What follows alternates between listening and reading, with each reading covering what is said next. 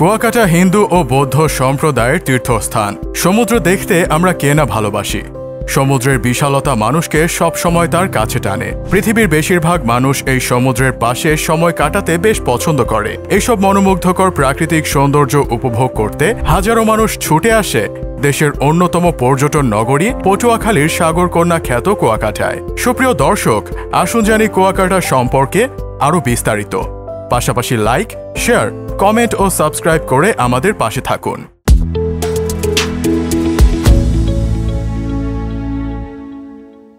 কুয়াকাটা বাংলাদেশের জনপ্রিয় একটি দর্শনীয় স্থান। দেশ বিদেশের বিভিন্ন প্রান্ত থেকে হাজার হাজার ভ্রমণ পিপাসু পর্যটকরা প্রতিনিয়ত কুয়াকাটার প্রাকৃতিক সৌন্দর্য উপভোগ করতে ছুটে আসেন এই সৈকতের পাড়ে। প্রায় 18 কিলোমিটার দীর্ঘ এই কুয়াকাটা সমুদ্র সৈকত থেকে একই সাথে সূর্যোদয় আর সূর্যাস্ত দেখা যায়। এই বৈশিষ্ট্য কুয়াকাটাকে সকল সমুদ্র সৈকত থেকে অনন্য করেছে। সূর্যোদয় সবচেয়ে ভালো দেখা যায় সৈকতের পূর্ব প্রান্তের গঙ্গামতির বাঁক থেকে, আর সূর্যাস্ত দেখার জন্য ভালো জায়গা হচ্ছে কুয়াকাটার পশ্চিম দিক।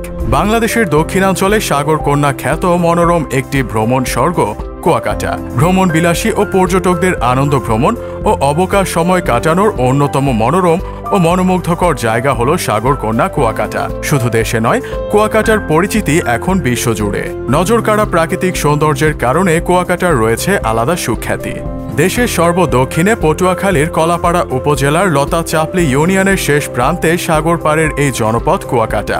ঢাকা থেকে সড়ক পথে এর দূরত্ব 380 কিলোমিটার ও বরিশাল থেকে 108 কিলোমিটার। প্রায় 200 বছর আগে আরাকান থেকে বিতাড়িত 150 রাখাইন পরিবার নৌকায় ভাসতে ভাসতে কুয়াকাটা সৈকতে এসে নোঙর করে। সাপত সংকুলের এই জনপদে গড়ে তোলেন বসতি। পান করার নিরাপদ পানি ছিল না। কুয়া কেটে বা কুয়া খনন করে মিঠা ও নিরাপদ পানি সংগ্রহ করেন। ওই কুয়ার নামানুসারে আজকের কুয়াকাটা। কুয়াকাটার অবিচ্ছেদ্য অংশ এখানকার আদি বাসিন্দা রাখাইন সম্প্রদায়। এদের ভিন্ন আদলের বৈচিত্র্যময় জীবনযাত্রা অবলোকনের সুযোগ রয়েছে। চোখে পড়বে এদের তাঁত সহ উল বুনন কার্যক্রম। কুয়াকাটা হিন্দু ও বৌদ্ধ সম্প্রদায়ের তীর্থস্থান। অগণিত ভক্তরা এখানে রাস পূর্ণিমা এবং মাঘী পূর্ণিমা উৎসবে উপস্থিত হন। এই উপলক্ষে তীর্থযাত্রীরা উপসাগরে পবিত্র স্নান করেন এবং ঐতিহ্যবাহী মেলায় অংশ নেন। সমুদ্র সৈকতের পাশে অবস্থিত 100 বছরের পুরনো বৌদ্ধ মন্দিরে গৌতম বুদ্ধের মূর্তি এবং 200 বছরের পুরনো কূপ রয়েছে। কুয়াকাটার অদূরে মিস্ত্রি পাড়ায় রয়েছে সীমা বৌদ্ধ বিহার। এই বিহারের মধ্যে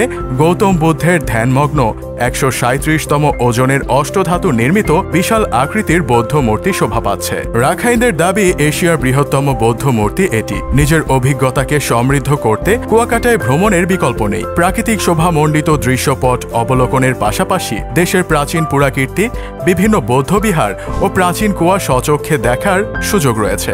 রূপসী কুয়াকাটার নৈসর্গিক রূপ অন্যান্য সৈকতের চেয়ে বহুলাংশে আকর্ষণীয়। জেলেরা এখানে সারা দিন রাত মাছ ধরে। ঢেউয়ের সঙ্গে মিতালি করা জীবন জীবিকার যুদ্ধ অবলোকন করা যায়। কুয়াকাটায় সূর্যোদয় দেখার জন্য ঝাউবনে যাওয়াই ভালো। সেখান থেকেই সূর্যোদয় ভালো দেখা যায়। সমুদ্রের পেট চিড়ে কিভাবে সূর্য ওঠে তা দেখার জন্য অনেক লোকই আগে চলে যাবে সেখানে। সকালবেলা হেঁটে হেঁটে ঝাউবনে যেতে সময় লাগবে 20 মিনিট, আর ভ্যানে বা মোটরসাইকেলে গেলে অল্প সময়েই যাওয়া যায়। সেখানে সারি সারি ঝাউ গাছ নিঃসন্দেহে সুন্দর।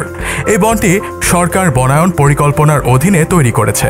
সূর্যোদয়ের চেয়ে সূর্যাস্তের দৃশ্যটা বোধহয় বেশি চমৎকার। সূর্যটা সমুদ্রে ডুবে যাওয়ার সময় রঙের পরিবর্তনটা আপনি স্পষ্টই দেখতে পাবেন। কুয়াকাটা সৈকতের যে কোনো প্রান্ত থেকে সূর্যাস্ত দেখা যায়, তবে দৃষ্টিনন্দন সূর্যাস্ত দেখার জন্য পর্যটকরা ভিড় জমান কুয়াকাটা সৈকতের পশ্চিম প্রান্ত লেবুর বনে। ফাতরার বন, কেরানীপাড়া, গঙ্গামতির জঙ্গল, সময় পেলে এইসব জায়গাও ঘুরতে পারেন।